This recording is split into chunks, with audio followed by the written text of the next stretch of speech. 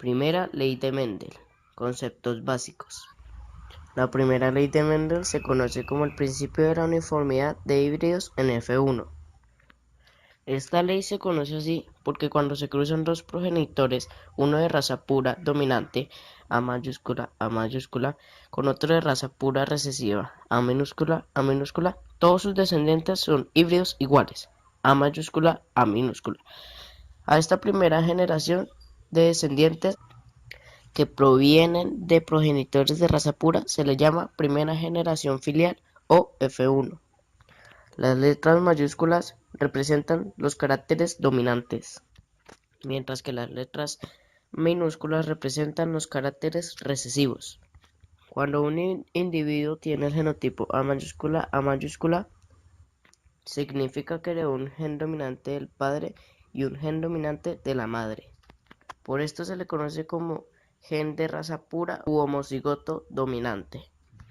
Y cuando un individuo tiene el genotipo A minúscula y A minúscula, significa que heredó un gen recesivo del padre y un gen recesivo de la madre. Como ambos son recesivos, este individuo también es de raza pura u homocigoto recesivo. Cuando un individuo tiene el genotipo A minúscula, significa que heredó un gen dominante de uno de sus progenitores y un gen recesivo del otro progenitor. Como este individuo ya no tiene un gen dominante y uno recesivo y uno recesivo, sino que tiene uno dominante y recesivos, a este individuo se le conoce como se le denomina híbrido heterocigoto. Las características de los genes dominantes aparecen siempre que un individuo porte un gen dominante.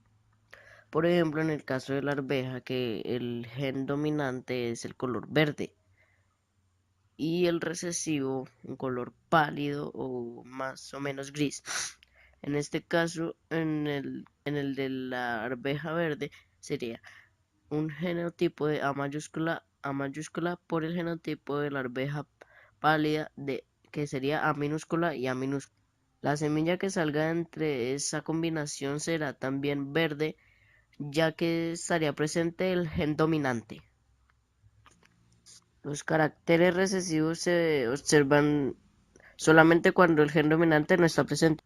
Por lo tanto, la semilla de la arveja pálida tiene un genotipo recesivo A minúscula y A minúscula, ya que si fuera heterocigoto A minúscula, la semilla de la planta sería verde. Sería verde ya que el gen dominante no dejaría que el recesivo se exprese. El fenotipo es la característica observable, en este caso el color verde de la semilla. Por otro lado, el genotipo se refiere al tipo de genes que tiene el individuo. En resumen, el fenotipo es la forma en la que se manifiesta el genotipo, y el genotipo es el tipo de genes que tiene el individuo.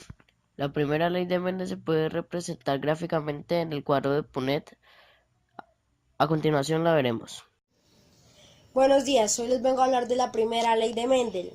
Mendel desarrolló una serie de leyes que permiten dar a entender la expresión de diferentes características en diferentes órganos. La primera ley de Mendel, más conocida como ley de la uniformidad, establece al cruzar dos líneas puras para el mismo carácter, todos los descendientes serán iguales, como dice la primera ley de Mendel. Buenos días, hoy vamos a hablar sobre la segunda ley de Mendel, más conocida como la ley de la segregación.